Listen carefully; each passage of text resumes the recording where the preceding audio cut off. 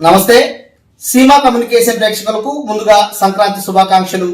నమస్తే సీమా న్యూస్ కు స్వాగతం. ముందుగా వార్తల్లోకి వెళ్తే డివైఎఫ్ఐ ఎస్ఎఫ్ఐ రైతు సంఘం ఐద్వా ఆధ్వర్యంలో ఘనంగా సంక్రాంతి ఉత్సవాలు. ప్రజలకు ఇచ్చిన హామీలు నెరవేర్చినప్పుడే ఆనందంగా పండుగ చేసుకుంటారన్న రైతు సంఘం రాష్ట్ర ప్రధాన కార్యదర్శి కె ప్రభాకర్ రెడ్డి కర్నూలు మండలం ఉల్సాల గ్రామంలో సంక్రాంతి సందర్భంగా ముగ్గుల పోటీలతో పాటు ఆటా పాట పాట కార్యక్రమాన్ని నిర్వహించారు.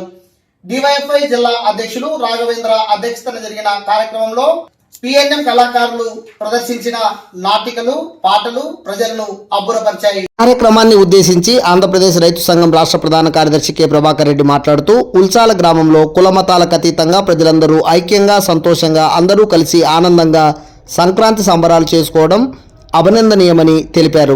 ఈ గ్రామంలో రైతుల సమస్యలు వచ్చినా ప్రజల సమస్యలు వచ్చినా ఇక్కడ ఉన్నటువంటి విద్యార్థి యువజన సంఘం నాయకులు ముందుండి ఆ సమస్యల పరిష్కారం కోసం నిస్వార్థంగా పనిచేయడం అభినందనీయమని తెలిపారు.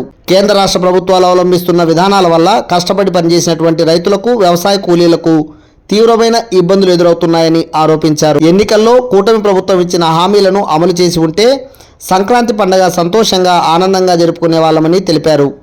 గ్రామాల్లో మతోన్మాదాన్ని రెచ్చగొట్టడానికి కొన్ని శక్తులు బయలుదేరాయని వాటి పట్ల అప్రమత్తంగా ఉండి కుల మతాలకు అతీతంగా గ్రామాలలోని ప్రజలందరూ ఐక్యంగా ఉండాలని పిలుపునిచ్చారు. సిఐటియు జిల్లా అధ్యక్షులు పిఎస్ రాధాకృష్ణ, ఐద్వా జిల్లా ప్రధాన కార్యదర్శి అలివేలు, డివైఎఫ్ఐ జిల్లా కార్యదర్శి నగేష్, ఎస్ఎఫ్ఐ జిల్లా కార్యదర్శి అబ్దుల్లా మాట్లాడుతూ డివైఎఫ్ఐ 1980 నుండి అనేక గ్రామాల్లో వీధుల్లో ఆటల పోటీలు పాటల పోటీలు నిర్వహిస్తుందని తెలిపారు. అందులో భాగంగానే ఉల్చాల గ్రామంలో ముగ్గుల పోటీలను కులమతాలకు అతీతంగా అందరి మధ్యలో నిర్వహించి గెలుపొందిన వారికి బహుమతులు ప్రదానం చేస్తున్నామని తెలిపారు.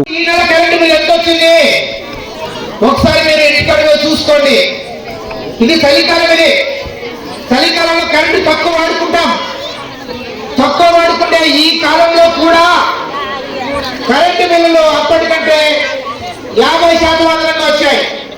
మా సొంత చెప్తున్నా, జూన్ నెలలో మా ఇంటికి 297 రూపాయలు కరెంటు బిల్లు వచ్చింది. ఈ నెల 597 రూపాయలు కరెంటు బిల్లు వచ్చింది. ఎంత పెరిగింది? 300 రూపాయలు పెరిగింది. ఇప్పుడే కిషన్ రెడ్డి వాళ్ళ ఇంటికి వెళ్ళొచ్చా? ఎక్కడున్నాడు కిషన్ రెడ్డి? కనిపించట్లా.